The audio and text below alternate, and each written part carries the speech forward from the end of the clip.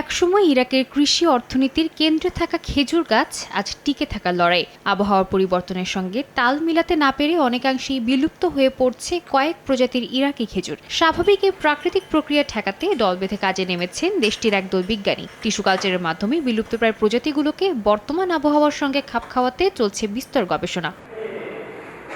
বিলুপ্তির পেছনে চরম তাপমাত্রা ও লবণাক্ত পানিকে দায়ী করছেন কৃষক ও বিজ্ঞানীরা। ইউফ্রেটিস টাইগ্রিসের পানি কমে সাত আল আরবে উপসাগরের নোনা পানি ঢুকে পড়ে। কৃষকেরা একে বলেন লবণাক্ত জিহ্বা। এছাড়াও রয়েছে পানি সংকট। গাছগুলোকে তাই ল্যাবেই চরম তাপ ও লবণাক্ততার সঙ্গে মানিয়ে নেওয়া হয়। শুরু হয় 25 ডিগ্রি সেলসিয়াস থেকে ধাপে ধাপে বাড়িয়ে 52 ডিগ্রি সেলসিয়াস পর্যন্ত। পাশাপাশি লবণের ঘনত্ব 0 থেকে 8000 পার্টস পার মিলিয়ন পর্যন্ত বৃদ্ধি করা হয়। এতে খেজুর সম্পূর্ণভাবে মাঠের চরম পরিস্থিতির জন্য প্রস্তুত হয়।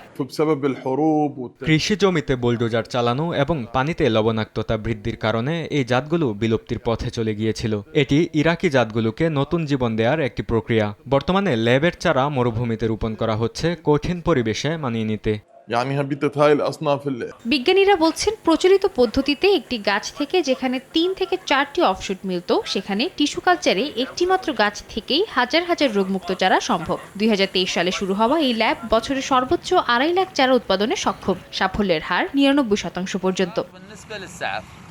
মাঠেও ফল মিলছে। এক কৃষক জানান, 100টি টিস্যু কালচার চারা লাগিয়ে শতভাগ সাফল্য পেয়েছেন, যেখানে প্রচলিত অফশুটে টিকেছে মাত্র 25টি। বসরায় একসময় 1,30,00,000 খেজুর গাছ ছিল, এখন সংখ্যা অনেক কম। তবু গত 5 বছরে নতুন করে যোগ হয়েছে প্রায় 6 লাখ গাছ। এর মধ্যে 1 লাখের বেশি টিস্যু কালচার। বারোহী সহ দেশীয় জাত সংরক্ষণের পাশাপাশি সুক্কারির মতো বাণিজ্যিক জাতও আসছে বাজারে।